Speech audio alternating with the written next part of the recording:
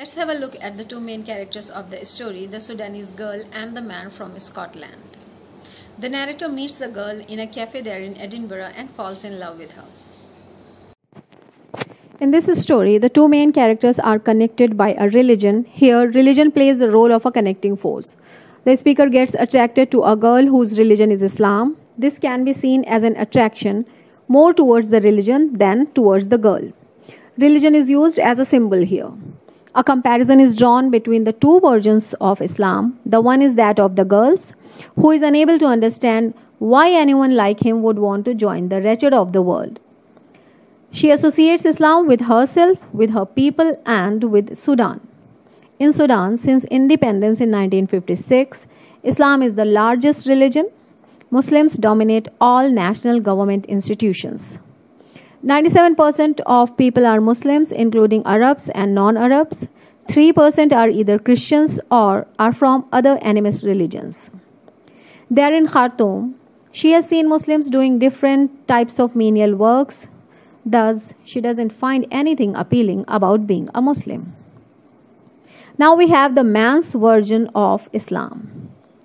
The man is from Scotland and has seen and tasted freedom. He has chosen Islam of his free will and he finds solace in this religion. In Scotland, the major religion is Christianity. Over 54% of people follow this religion, while some, like around 37%, do not have any religion either, as the reports say. The rest of the 9% belong to the other religions. The societies discussed here are very much different from each other. They are different in terms of religion as well as the region. The geography of these two places is used to define the seen and unseen, the separation and togetherness. The geographical region of Khartoum makes him alienated and separated, but the same place, by the end of the story, eventually gives him a feeling of belonging. So while talking about these two important characters, another important and remarkable point about this story is that none of the characters are named other than the Bill Cosby look-alike uncle.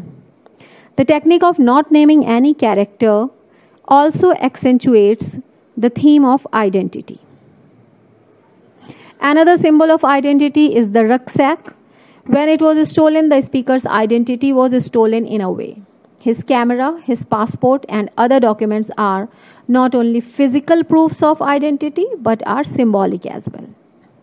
Along with the rucksack, the other symbols used by the author are Islam, death, and dowry, or the money asked by the girl's brother. The narrator feels cheated when the brother of the girl asks him to bear the expenses of the marriage, as he had already paid the amount of dowry or meher. The other symbol is the death of the uncle, which postpones the marriage of the narrator. In conjunction with these symbols, the imagery of Khartoum and the river Nile also play an important role here. As the story is told from a man's perspective, the imagery of Khartoum is used to convey the feelings of otherness and isolation. Even the very description of Nile creates the feelings of otherness. The girl feels proud of her Nile when she shows it to the man. The same beauty of the Nile makes him cautious of the hidden dangers lurking beneath the water.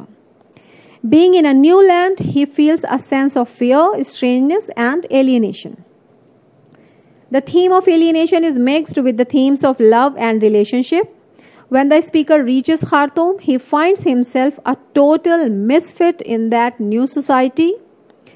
Even the very first sentence of the story, I quote here, "Her country disturbed him," unquote. This sentence highlights his discomfort. Here, pathetic fallacy is used to show the feelings of discomfort, fear, anxiety, otherness, and alienation. Now, if we look at the title of this story, which is Something Old, Something New. The title itself talks of the two different feelings, two different cultures, and two different situations. While sticking to his old identity, the speaker assimilates himself into a new religion, which builds his new image, his new identity. This conversion to a new religion can be seen as rerouting oneself.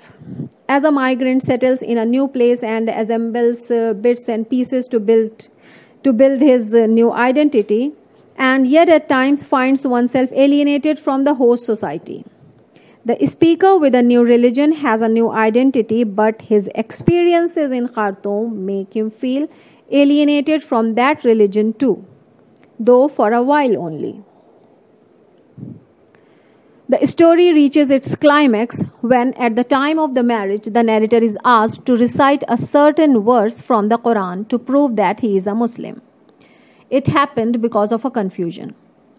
The man did not have a Muslim name, and at the time of filling up the contract form, while entering the details like the date, the amount of dowry, the names of witnesses, the names of the bride and the groom, the Imam notices that the groom doesn't have a Muslim name. He doubts that the groom is not a Muslim. Thus, he refuses to solemnize the marriage between a Muslim and a non-Muslim. The groom, being unable to produce any proof of his conversion, as his bag, which had all his documents, was stolen, is asked to narrate Surah Fatiha to prove that he is a Muslim. The storyteller very aptly ends the story with a note on interfaith marriages.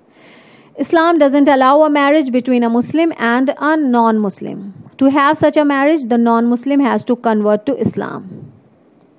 So at the end, we can say that we find that the feelings of anxiety, discomfort, and displacement pervade the entire story. And Laila Abu Laila has presented every detail in a very impressive way. That's all for today. Thank you so much. Goodbye.